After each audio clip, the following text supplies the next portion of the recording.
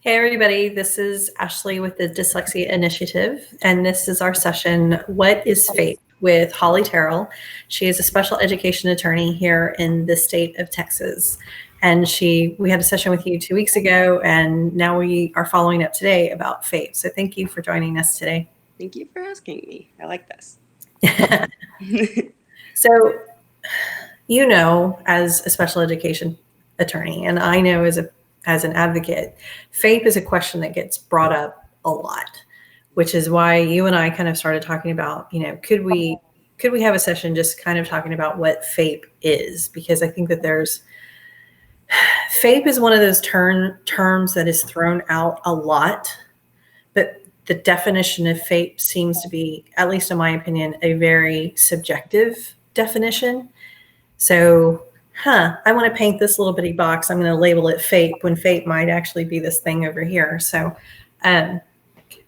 we've got some questions for you regarding FAPE, but I didn't know if you had anything that you kind of wanted to start off with talking about FAPE in general. And sorry, not to interrupt you real quick. Free appropriate public education. I'm really bad about that, using the acronyms, not saying what it means. There are a lot of acronyms. I usually give my parents a document, like one page with all of the acronyms to take to ARDS with them, just because it was difficult for me.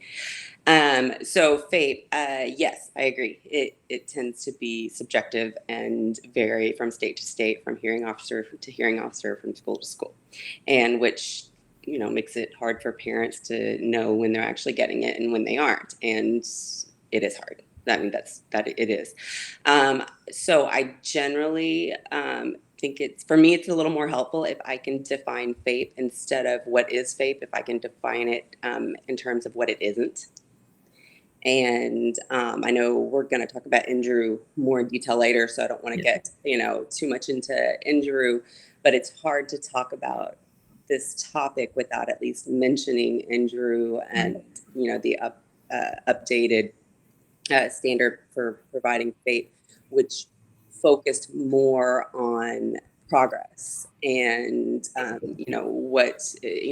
they came away from that little more than the minimal amount of progress is okay, like meniscus or whatever they say, or de minimis, and went to just the meaningful progress in light of the child's circumstances, which, guess what, is very vague.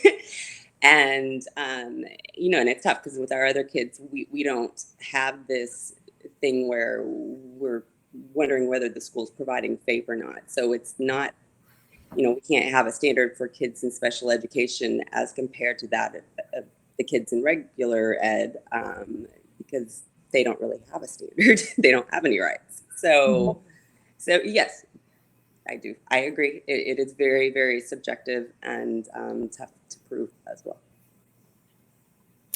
So let's start off with one of the questions that we got. The last one that I read you before we went live, because I thought it was a really great question. A hard one? Yes.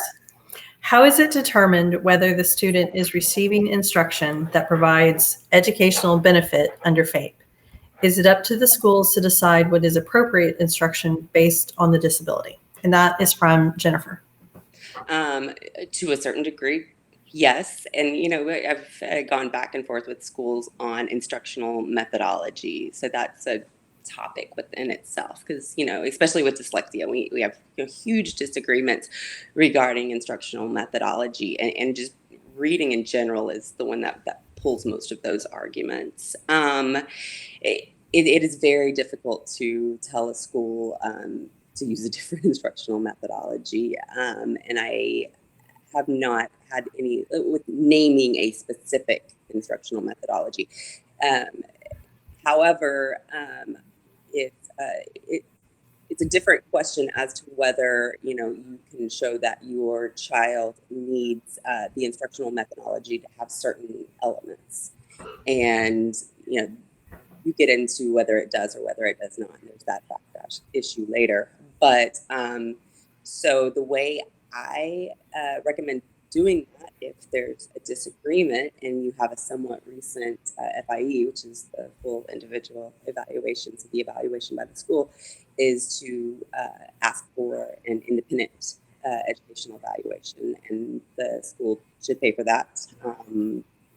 Most of the cases they're going to pay for that, and there are some parameters in place, but that way you can go and get an outside person to do it who isn't working for the school, and the school doesn't have to take everything they say and do it, but it will give you more information on what that instructional methodology needs to contain. Okay. Is that helpful? I think so. We got some really good questions for you. So No. the questions are from the followers that we have on the Dyslexia Initiative. So I think I'm pretty excited about some of these questions. How do you negotiate with a school that says they're providing FAPE, though they are not? Well, I think that kind of goes back to what we were talking about originally about that objective standard and how to look at FAPE and what is FAPE and what isn't. And, again, in Andrew, the Supreme Court focused on progress and, what kind of progress is being made. And so, and to figure that out, where you go is you look at the progress reports. So I've seen really bad progress reports. I've seen really good progress reports, well written, and they should be somewhat specific to where you can figure out, where your child is, because you need that information to do your PLAF statement later, to separate issue. But that's going to be the telltale sign. Like, what do the progress reports look like? He's got these goals. You're supposed to have been in collaborate, or not supposed to. The art committee is supposed to collaboratively come up with these goals. Usually they send them to you beforehand, or if they don't, you can ask if that's helpful, and to make sure that you think they're appropriate. And then, where is he? And it needs to be, the goals should be objective and measurable. So, I saw a goal one time, I won't say where it came from, that was the student should be like, listen to a story or something, and it was longer than that, but the action word, that's what we have to pay attention to the most. The action word is important. Listen. How am I going to measure listening? I can't measure listening. I'm not in their brain. So that action word to show that the student has made the progress needs to be very specific, and that if you don't focus on anything else, focus on that action word, and then focus on the criteria for mastering, like how they're going to measure, 1 attempt, 2 attempts, 3 attempts, right, things like that. And so anyway, back to what you were saying, you have to look at the progress reports. If they're not doing it to where you can figure out what the progress is, then you need to have a conversation about those, and that needs to be straightened out, because you should be able to tell what your child's progress is. So based on people that I know that this has actually happened to, based on what you just said, I'm just going to go for it and ask the question. What about when the progress reports are falsified? Falsified. Well, that's bad. I would ask a follow-up. How do we know they're falsified? And that would make it easier for me to ask the question, just because I would kind of know the background a little bit more. Is there parent observation of their child did not match what the school was stating? Mm-hmm. The child was achieving against the goals to the point of mastery. So this was a child that was significantly struggling, but all of a sudden, according to all the goals, was just phenomenally, skyrocketing, when that just wasn't the case. If it were me and that was happening, and yes, I've seen that before, I was just, that's really helpful. And you're not seeing certain things, because the fact is, every child, well, I'm assuming every child, I know my child acts different at home than they do at school. Right. To some extent. However, not to such a great extent where it's just, black and white. So there's going to be that, and that is going to be a lot of the school's argument, right? Usually. Right. And that would be my argument, that the kid acts different at home than he does at school, which, like I said, can be true sometimes. And so I always recommend with everything, not just this, to document, like write it down. What specific things are in the goals, make a chart. This is the goal. This is what you say he can do. This is what I'm seeing at home. We need to talk about it. Can you send me a video? I want to see these things. If he can do them, she can do them. Wonderful. I need to have higher expectations at home then. But I really want to get on the same page, and also coming at the entire situation, not from an accusatory standpoint, because as soon as you do that, they circle the wagons. Well, there's that, and people just naturally get defensive when you don't even have to say anything accusing, the words. You can just have that tone, or however it is, and people will automatically get defensive if you come at it from hey, this is what's on the progress report, but this is what I'm seeing at home. Can we talk about this? Because I don't know if I'm not having the expectations I should at home. I want to be seeing these things at home if my kid can do them. Then you've got a better chance at figuring out, and hopefully the kid can do it. But I know there are situations where it doesn't happen, and and to have it in writing and give it to the school, and ask that it be put in the educational file.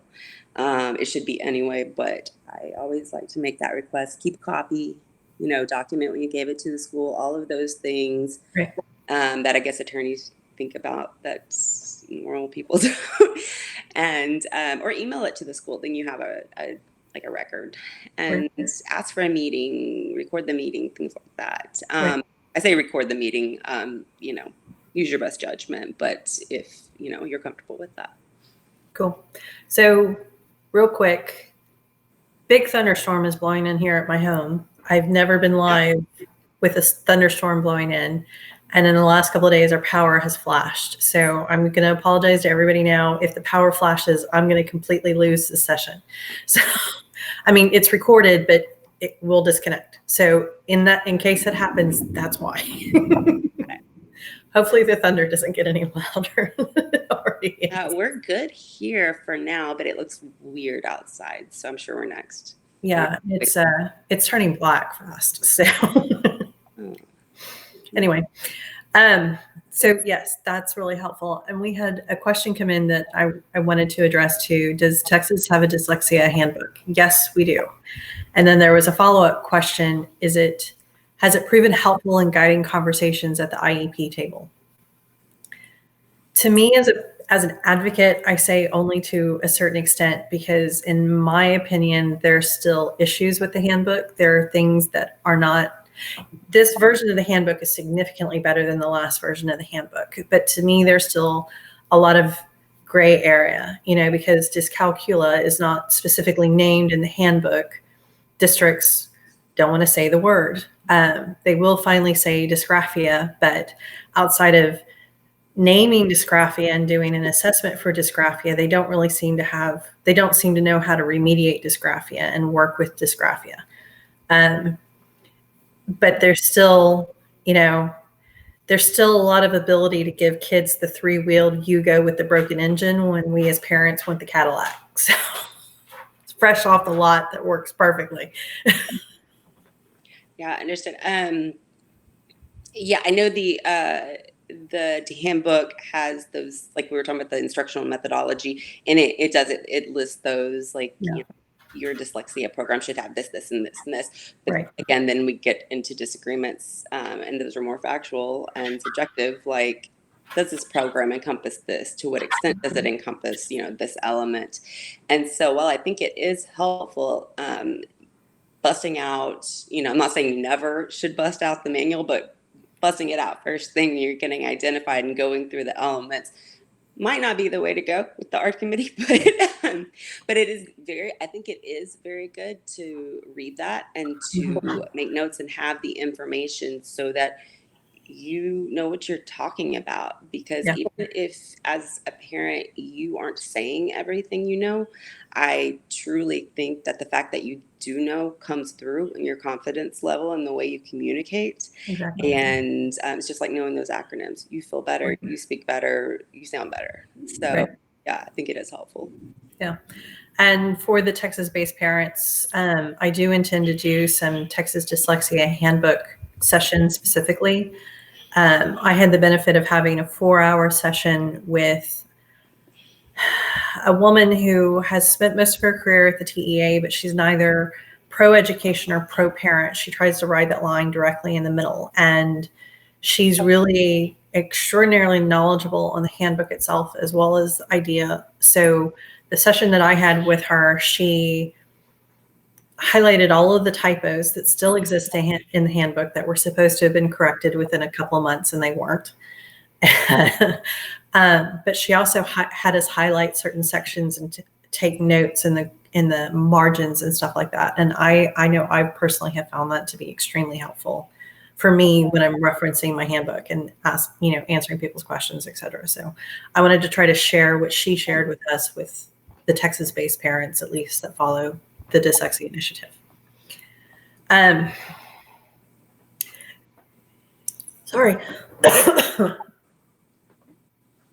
It's that time of year.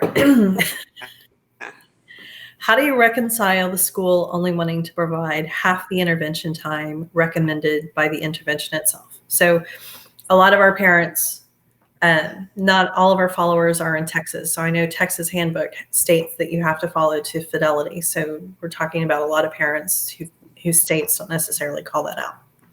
Are we talking about recommendation, like let's say speech therapy? There's the speech therapist at the ARD meeting recommends 2 sessions a week, and the school says no, we're going to do 1. Or are we talking about services that are actually implemented into the IEP, say 2 services, 2 times per week, and they're only doing the 1 time? So Dina didn't clarify, so I would say potentially both. She's Okay. saying they're only implementing half of the time recommended by the intervention or interventionists themselves. Okay, let's go with the first one first. So let's say that the therapist, it's a speech therapist, so it'll be easier. It recommends twice a week or however it's recommended, and the school is only offering once a week, and she I honestly, I've never had this happen, where it's being recommended that one thing happen, and then the school in the ARD meeting is saying that's great, but no, we don't care about your recommendation. Um, so again, I would, that's surprising that it has happened, because usually they know her recommendations beforehand and they're all on the same page, or at least I assume they are. And in that case, I first of all, in the ARD meeting, I would make sure, because at the very end of the ARD meeting, you go through the deliberations, and I would make sure that the deliberations accurately show that the therapist, whoever it is, recommended X, Y, and Z, and then the school said no, and then the parent wanted X, Y, and Z, and just really lay it out there to set you up for later. Ask for those things, specifically, the therapist said this, I want this. They should give you prior written notice denying that. And, if that means that you disagree, on the IEP, then you can come back to ARD, and then you can bring an advocate and contact an attorney, something like that. Depends on how important it is to you, I guess. So Dina clarified, and she said that the methodology I can't program hear is, you. sorry, Dina clarified, she said the I methodology can't hear you. program, you can't hear me at all? Mm-mm. Mm. Hold on. You there? Can you hear me? Can anybody hear me? Is it? I'll make sure it's not mine. Alicia, if Touch you're watching, anything. can you hear me?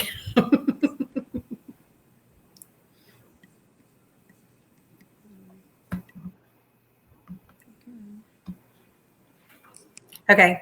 They say they can hear me. Can you hear me, Holly?